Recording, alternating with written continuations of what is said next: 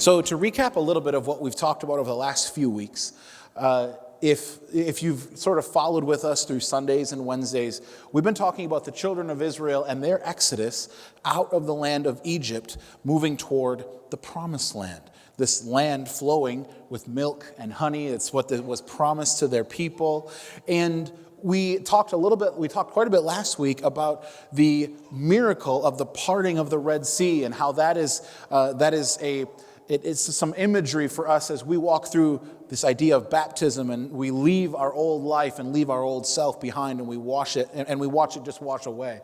And as the children of Israel have journeyed through this time, as they've left Egypt, they begin to have to start walking through and walk out the realities of living in a world that is where they're not bound in slavery. And as difficult as it would be for us to imagine that, just kind of get your mind around the idea that they were in slavery longer than America has been a nation. They were in slavery longer than America has been a nation. So for generations and generations and generations, they have been enslaved to the people in Egypt. And so they had, of course, very harsh masters where they had forced labor without any freedoms. And so as they got into this idea of reality, God began to have to teach them some things. He showed him his power. He showed him his miracles, the miraculous power. And as they moved forward, they were met with some challenges. And what begins to happen throughout this journey that they have? They develop this attitude of complaining. They develop this attitude where nothing is good enough for them, and Moses is a garbage leader, and they have these revolts, right? And this morning we're going to focus on the lesson that God is trying to teach as he provided these people manna or something that they could eat each day. And I thought, since we were talking this morning about things that we would eat, Pastor Jordan and I were sort of collaborating on this message, and he came across something on Instagram or something that was just this little list that helped us, that might reveal to us a little bit about the way that we live in our life. And so I have this little test that we're going to do. You can put this up on the screen. This is called the Picky Eater Test. And I want you to do this. I'm going to give you just a few minutes. I want you to do it. It's pretty easy. 1 point for everything that you won't eat. You would never eat. You would never try. It's not on the table for you. 1 point for everything you won't eat. We'll give you just a minute because we're all going to do this together. Go ahead. All right. Here we go. So this is what we're going to do. We took this test together. I want you to just shout out your scores.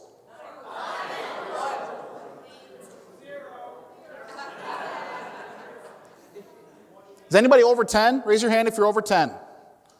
Keep your hand up if you're over 15. Keep your hand up if you're over 20. Keep your hand up if you're over 25. Keep your hand up if you're over 28. Keep your hand up if you're over 30. Let's just stop there. We had several people in the first service that were well into the 20s.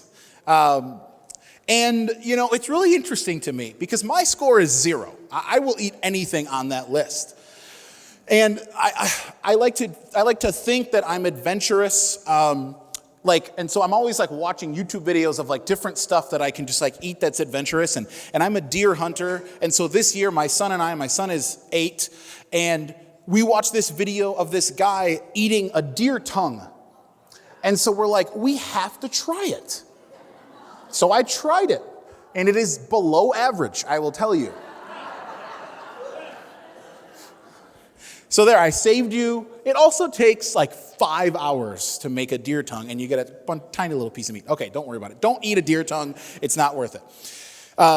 But it's interesting to me to always, when I find someone who's a really picky eater, I'm sort of enamored with them. I don't understand how you could be taking normal foods and telling me that they are not good to eat. I knew somebody, they said, well, I'll eat hamburgers, but I won't eat cheeseburgers. It's first of all, you can't live in Wisconsin and not like cheese. Second of all, you're soft.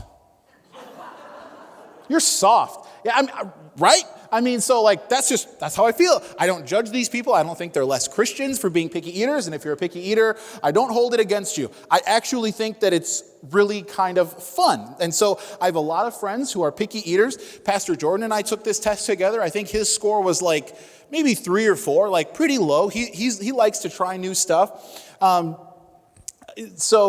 I have this story, like I'll never forget this one story about like one of the pickiest eaters I know. I'm at college and I just met this guy and we ended up becoming lifetime friends. But I was sitting there and I don't know who it was, but there's a group of us and somebody ordered, I think it was pancakes with strawberries on top.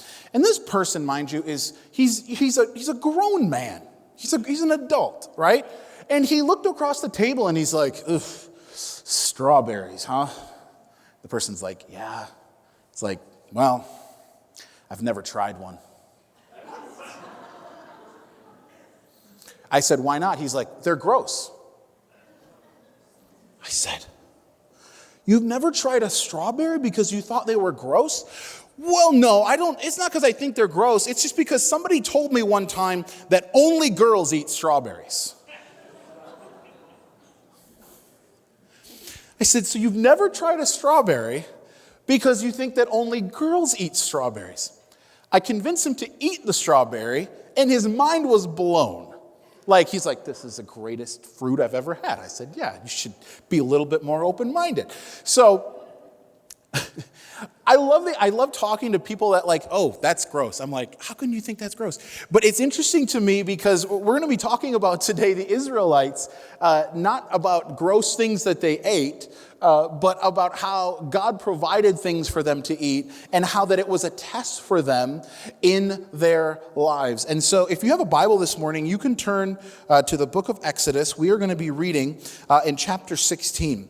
And so we're going to talk about how as the Israelites leave Egypt, how there's this sort of ongoing slew of tests that lay before the children of Israel. And as they continue to approach these tests, they seem to continue to fail these tests. But what we discover throughout Scripture, what we discover throughout living out our own relationship with God, is that we don't ever really fail tests from God. He just continues to give us opportunities to pass them, right? Like, I wish my math teacher would have done this in high school. It's like, you didn't pass this one. Why don't you try again? Like, you don't get that chance in life, right? But God does give us those chances. And he continues to give us, sometimes people say, you're the God of second chances, right? Well, with us and with the Israelites, it's like he's the God of a millionth chance, right? Like he gives us different opportunities each time we approach issues. He gives the Israelites these opportunities to pass these tests in order that they could live the life and the future that this nation was called to by God. Now, God isn't trying to, before we get into it, God isn't trying to just teach them a lesson in the moment so that they can have something that they have done. He's trying to help educate a nation on how to live. And so there are some practical things sometimes that we don't even understand if we read through the first part of the Bible. It's like, well, why that? You have to think. Again, they were a nation that was enslaved for hundreds of years with a group of people about the size of Chicago, Illinois, being led through the wilderness by this man who was just a regular guy. And so they're like wandering through and God's like, we got to bring some order to this thing, right? So there you have that. And then you have this opportunity that they have to actually build the strength of their nation through what they were doing and how they responded and obeyed God. Because what they're doing now and the decisions that they're making now is going to affect them not just 5-10 years into their future when they're living, or 40 years in the future when they're living in the promised land, but hundreds of years later as they develop a nation and they have land and they have kings and prophets and all of these things. And so it's good to know that going into it, because throughout the course of their time wandering in the wilderness, they're given opportunities to strengthen a resolve within them that would be willing to obey God rather than doing it their own way. And that's going to be the theme of what we're talking about here this morning, because there's this hidden gem within this story.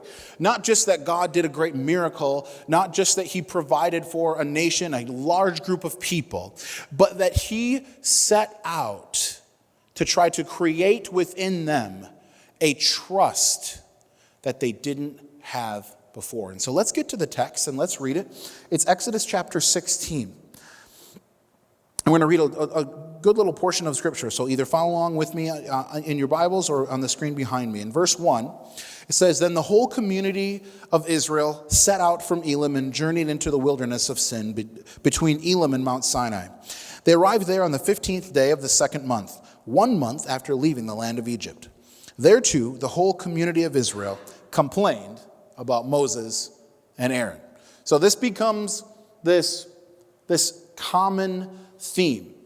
And it's interesting to me because we'll stop and pause a second here, because if you look at like what it takes to be a successful person, a successful nation, a successful family, whatever it is, just you can list it, whatever it is. If you want to be successful, 90% of life, and this is always like what my older brother, this is like older brother advice that he always gives me. He's like, Aaron, 90% of life is just showing up and having a good attitude.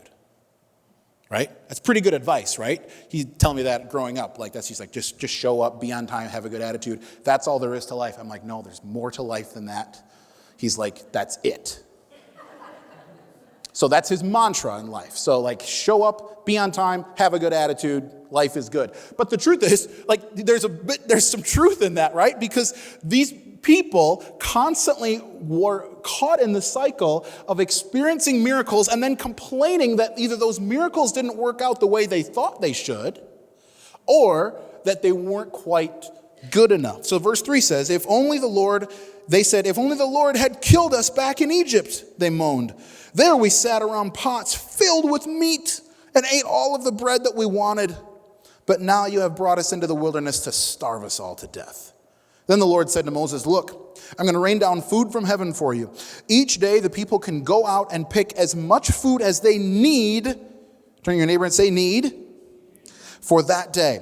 I will test them in this to see whether or not they will follow my instructions.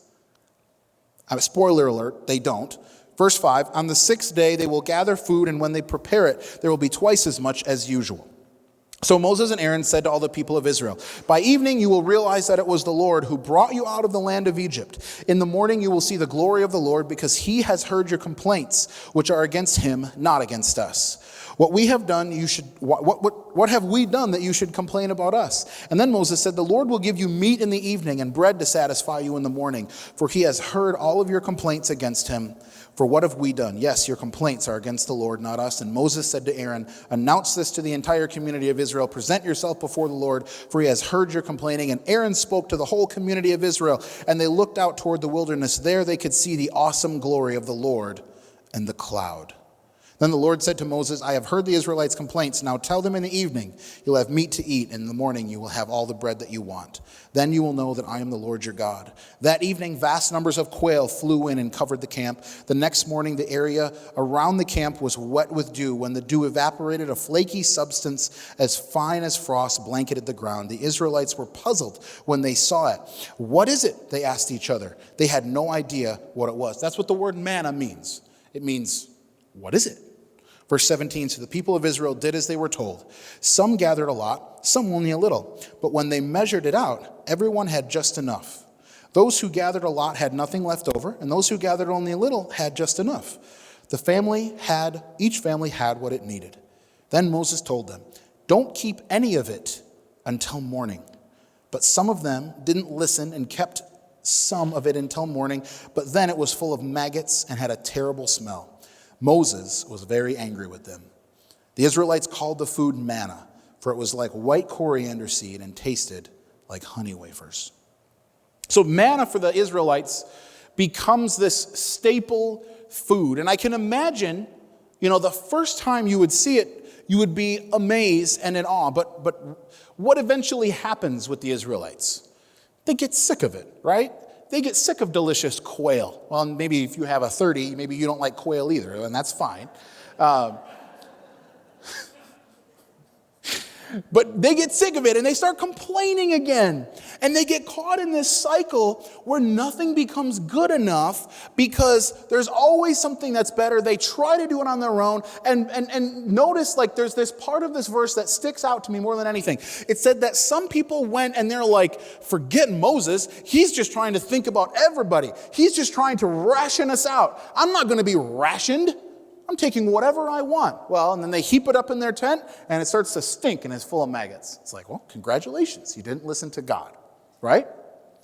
So Moses becomes angry, and when you look at the context of this verse, and you see how they came out of the land of Egypt, where everything was planned, prepared for them, every single day. Every day, you wake up. Every day you make bricks. Every day you use those bricks to build things for somebody that you don't like and that tortures and kills you. Like, that sounds like a terrible existence.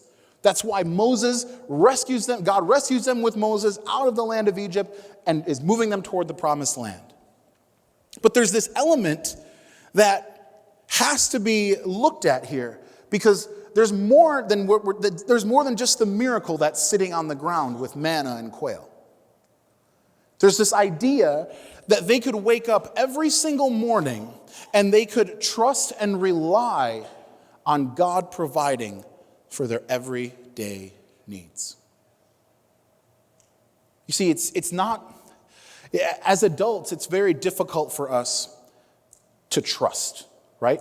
Like, I mean, the more and more, like, just technology happens the way it is, the more we online shop, right? And if you're ever looking for something and you're looking for something really specific that you're trying to find online, like, you'll look and you'll try to find a really good deal. And sometimes you'll get this random website that you've never heard of before, right? And it's like, this thing is like 50% less than you see it anywhere else. And so, like, what's the first thing that you do? You're skeptical. Is this a scam? Are they trying to get my money? So I'll Google, hey, is this website a scam? And sometimes it's like, yeah, it's a total scam. Like, don't buy something from there. And sometimes it's like, oh no, it's legit, go for it. But as people, we're prone to want to not trust someone else. Why? Because so many different things have happened to us. I mean, people have broken our trust. People have hurt our feelings. People have maybe neglected us, or maybe we had an upbringing where we had parents that maybe didn't love us, or we didn't feel like we were cared for, or whatever it might be. Lots of terrible things can cause this. But what happens is we withdraw into isolation, and we say, no, I'm going to make my own way, and I don't have to trust anyone. Right? You know, you always watch these movies, where they're doing these, secret undercover missions. Like, you have any advice for me? Yeah, trust no one. It's like, you could write that in any script. Like, you knew that one was coming. And, but that's like our mantra in life, because it's like, we don't know what to do with the things that we have. We don't know what to do with the way people treat us. And so what happens is we withdraw in isolation, and we don't trust anyone. And a lot of times we don't even trust the people that are closest to us. And so God, through manna, is trying to help teach the Israelites that they can wake up every day, not trust the work that they do, but trust that someone will work for them. That God is going to be at work on their behalf. And maybe for us, we're looking at like, oh yeah, God's like, they're just hungry, like God's providing for it. This was a huge shift in the way that they thought. Every day looked the same. And they had to, and they were in a mindset. You can imagine if you were in slavery for that long, like the common talk that you would have done would have just been to complain about your circumstances. If you're working your job, and it doesn't take long to be out in the world before, like that becomes like, that just becomes what people do. That's just the typical conversation. It's complaining. God's trying to break that cycle in their life and trying to teach them how they could trust Him each day. And so it becomes important for us when we look at how the children of Israel left Egypt. It's important for us to know that we can claim their story as ours. Because if we are looking at our lives, God's trying to teach us the same lesson today.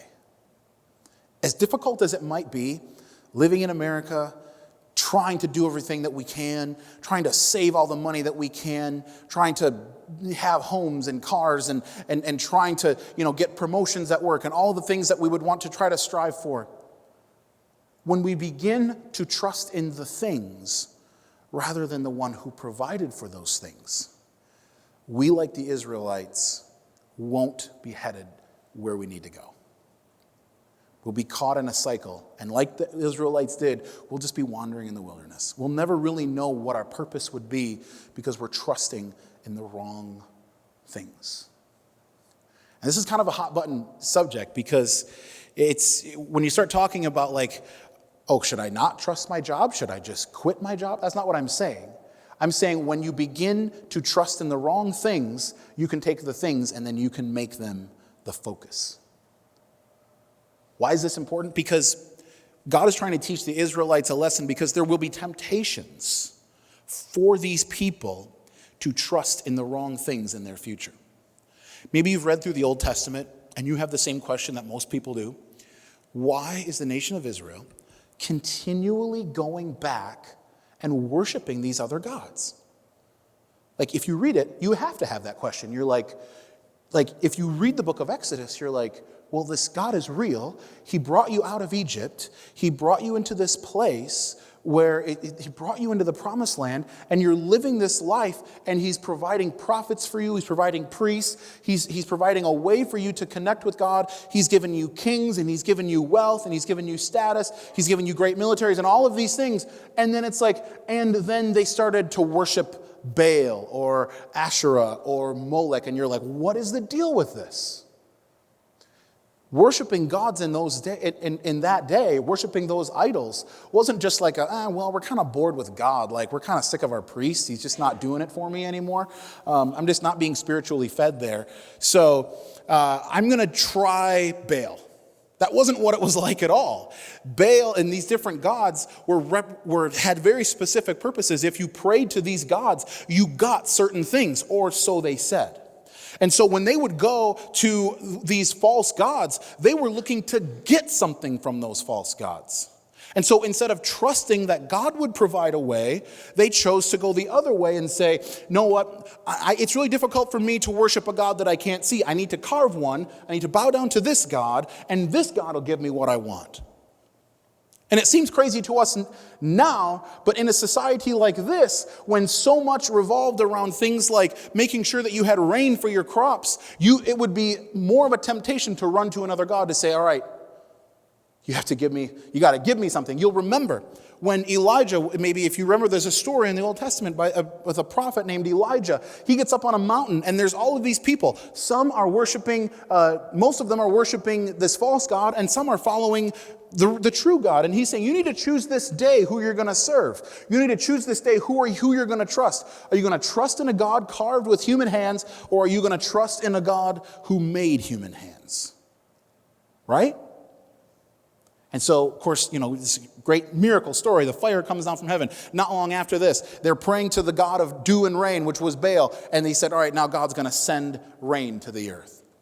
And so it wasn't just about, hey, we got to teach these people how to trust me. This is in your future, I'm trying to create a nation that could not just be dependent on the work that they could do. I'm trying to create a nation in which they could depend on the work that I do. That's God's vision for Israel, that they could depend on him being the one who provides for their needs, both physically and spiritually. And so he's trying to help them walk out this journey. And so even for us today, how often and how easy is it for us to trust in ourselves rather than to give God first place? Jesus told us continuously throughout his teachings, he said, if you want to come after me and you want to follow my teachings, you have to first become like a little child. And when I think about trust, there's no easier place to point than to a child. And if you've raised them, and you're raising them in a loving home, they wake up every day and they're not asking, hey, are we going to be able to eat today? Hey, Dad, are you sure you love me? Hey, Dad, and Do you know what I mean? They just trust that they're going to get the food, the care, the nurture that they need. And maybe that's not the case in every home, but for the most part, children have this innate ability to trust their parents. Jesus is trying to help us understand. He said, you want to follow after me, you have to be willing to say, hey, I'm going to have this innate trust in God to the point where whatever I do is secondary. Doesn't mean it doesn't matter. Doesn't mean your job doesn't matter. Doesn't mean that the things that you have, or the house or the cars or the money that you have, or the status or the job or position, doesn't mean those things don't matter. It just means that we trust God more than those things. And we're going to talk in just a second on how we can do that. But the Israelites in this time, they had to be taught differently. They had to be reconditioned. They went from slavery into freedom. And like the Israelites, we have to do the same thing. Romans 12:2 says, don't copy the behavior and the customs of this world, but let God transform you into a new person. Turn to your neighbor and say, new person. By changing the way you think. Then you will learn to know what God's will is for you, which is good and pleasing and perfect. There's a transformation that happens in us that makes us a new person. Maybe you have a friend and you haven't seen them for a couple of years, and you see them, and maybe like the one thing that changes people is like kids, man. Right? It's like you went from you're just like this happy-go-lucky couple, and now you have a kid, and you're a new man, you're a new person. I don't know if that's negative or positive. It could go either way. But you see people, it's like, oh, you're a parent now. You're a totally new person. When we come to Christ, our mind has to be reconditioned too. We have to be reconditioned not to trust in and of ourselves, not to withdraw into isolation, but to trust God above and beyond anything that we could do on our own. And there are three things that God can help us, that God teaches us through manna. And number one is He feeds us physically. Right? He gives us the things that He needs. And this is a difficult thing for Americans to grasp, because we're so used to taking everything for ourselves. We're so used to saying, hey, this is mine, and I earned this. This is my money. This is my job. This is my family. This is my talent. And we start to get this mine sort of mentality, because there's this greed and there's this selfishness that's at work within us. And that greed and that selfishness is something that, going back to raising kids, it's something that you see at a very early age. What's one of the first things a kid says, right? Mine. It's one of the first things that, it's like, it doesn't take long, right? It doesn't take long for us to have this idea of greed and having things that we would want to store up that wouldn't ever be enough. And there's a story that illustrates this in Luke chapter number 12. And this is Jesus speaking. In verse 13, he said, this is Jesus giving a story. It says, then someone called from the crowd, "Teacher, please tell my brother to divide our father's estate with me." Jesus replied, "Friend, who made you the judge over who made me the judge to decide things such as that?" Then he said, "Beware, guard against every kind of greed, for life is not measured by how much you own." Ooh, that's heavy. Verse 16, then he told them a story. A rich man had a fertile farm that produced fine crops, and he said to himself, "What should I do? I don't have room for all my crops." Then he said, "I know. I'll tear down my barns and build bigger ones. Then I'll have room enough to store all the wheat and other goods. And I'll sit back and say to myself, 'My friend, you have enough stored away for years to come. Now take it easy. Eat, drink, and be merry.' But God said to him, 'You fool. You'll die this very night. Then who will get everything that you worked for?' Yes, a person is a fool to store up earthly wealth, but not have a rich relationship with God." This man isn't any different than most of us that Jesus is talking about. It's easy to throw this guy under the bus and say, "Oh, this guy's just a jerk." But there's something at work within this man that is actually at work within all of us. It's at work in my 3-year-old daughter. It was just the other day. She said, "Dad, can we go to the store? Can I get a new Barbie doll at the store?" My daughter has lots of Barbie dolls, more than she could ever play with.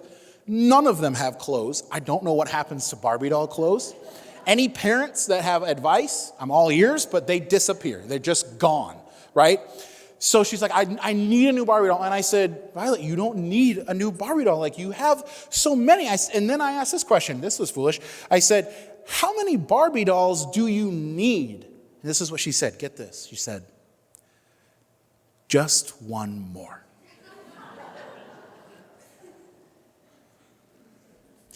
And you want to know what that is? That's the seed of our sinful nature where greed is creeping into her life, right?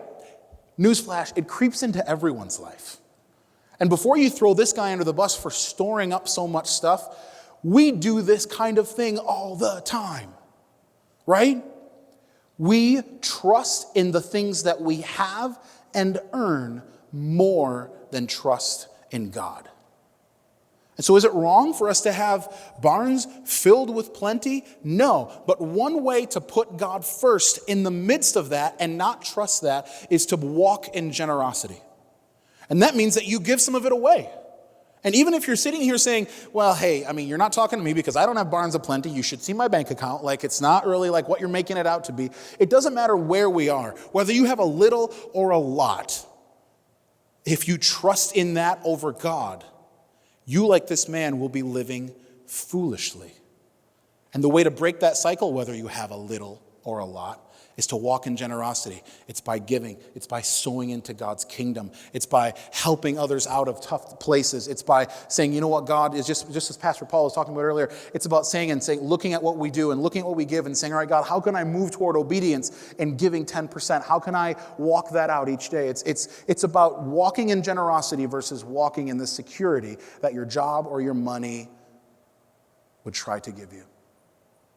The Israelites were trying to store stuff up. And God's like, that's not how I want you to live.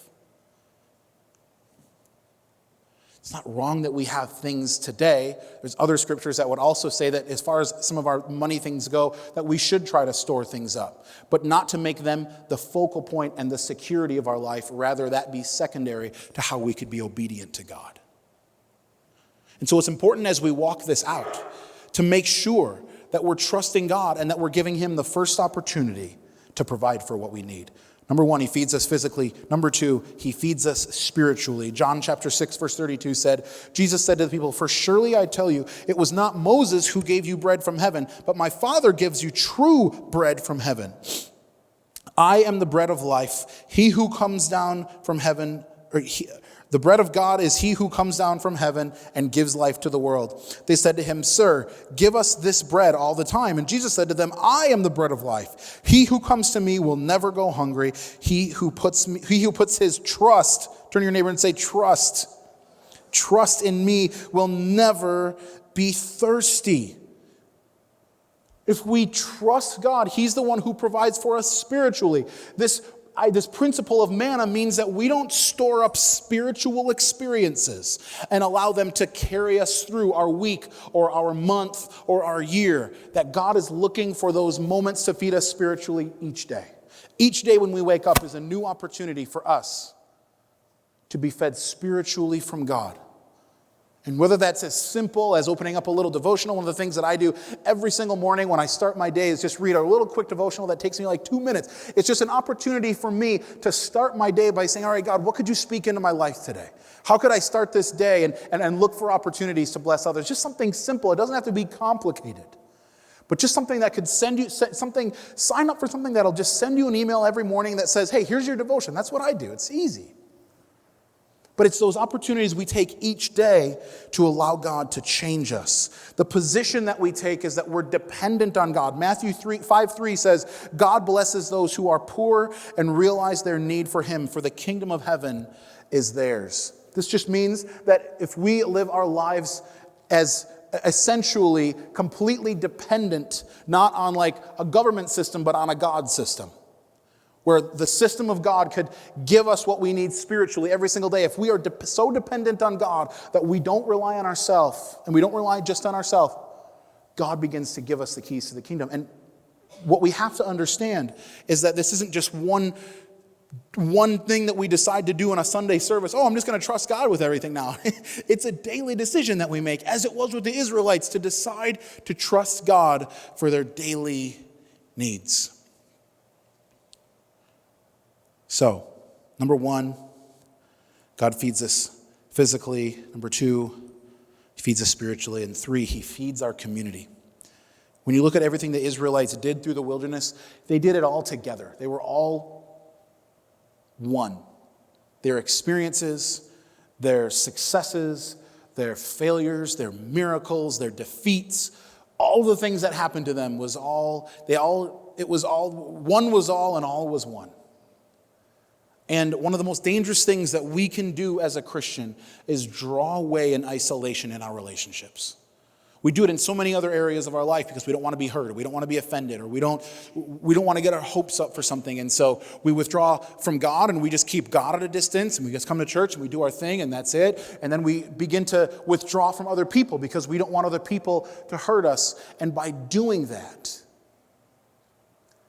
we don't let God really use us to celebrate and to mourn and to do all of the things that happen within a community, which is why it's so important that we build relationships with people of faith, that we could encourage one another, that we could celebrate people's victories, that we could mourn with their defeats. God was teaching them the idea of community, that what happens to one happens to all. And if we got this idea and we got this concept that we don't just have to trust God for ourselves, but we can trust God together, I think that the church would become a force to be reckoned with. But we have to be humble. We have to be willing to submit. We have to be willing to let people see stuff that we're struggling with. We have to be willing to let people see stuff that we're not proud of in order to help us move forward. And then we also have to be willing to celebrate people's successes. When God is doing miracles among us, are we celebrating those miracles, or are we complaining that they're not happening to us? When God is feeding us spiritually, are we becoming picky for the things that God is feeding us spiritually? Are we saying, oh, that's not for me, or I'd rather do this, or I'm just not sure that challenge is that was just a really hard challenge. I don't know what to do with that. Well, let it be an opportunity for you to trust God in it. Use it as an opportunity to build relationships with people in the community. You see, because we can find it difficult to see how the Israelites complained in the midst of all of God's miracles. But how often do we neglect to see the miraculous happening in our everyday lives? And the lessons that we learn in trusting God and walking in faith, they can happen slowly for us. It doesn't have to be one great awakening that we have. It can be small steps toward where God wants us to be. It can be small steps toward God's plan and walking in his obedience, because when we get there, when we get to a point where we need a miracle more than ever, we'll have had the experience, we'll have walked in that obedience, and we'll have seen God come through in the small things to trust him for the big things. Would you stand with me this morning? I want to pray for each and every one of us as we go out from this place. And I believe that each day is an opportunity for God to do something great in our lives. And I don't mean that in a cliche way. I mean it in the sense of we have to have the right attitude toward what is great in our lives. And we have to have the right attitude toward what is a miracle in our lives. And I try to remain as optimistic as I can by waking up and saying, wow, it's, my children are healthy and I love my wife and we have a great marriage and family and there's breath in my lungs. And if we have that perspective, we show up, we're on time, we have a good attitude, and we begin to see life through the lens of God. We begin to see that there are miracles that happen to us every day. And if we begin to see God for those miracles, it's easier for us to trust God when it's difficult to see the miracle. We can trust him and we can say, God, I know there's something. I know there's challenges on my horizon. I know that there's need. I know that there's this thing that I need. I know that there's sickness, or I know that there's whatever that's facing me, but I know you're bigger. I know you're greater. We can trust God for those miracles. Let's pray this morning. Let's just give this time to God and ask for this just to sink in and for us to take home this idea that we can trust God no matter our circumstances. God, I thank you for each person represented here this morning, that you've given each of them the opportunity to engage with you every day. God, don't let us pass up a day where we don't reflect on your goodness, on the miraculous that happened in our life. And that, God, you would help us to see you even clearer as we move forward. In Jesus' name. Now, if you be here this morning, and as we're still focused on God in this moment, if you be here and you would say, I need to give my life to Jesus Christ. I've never done that before. And you'd say, yeah, I want a whole new start. I want to pray and I want to give my life to God and I want to get right with God because I know I'm at odds with him. If you haven't done that before and you want to pray this morning, I just want you to raise your hand right now. By raising your hand, you'd be saying, yeah, that's me. I want to do that. I want to take that step this morning.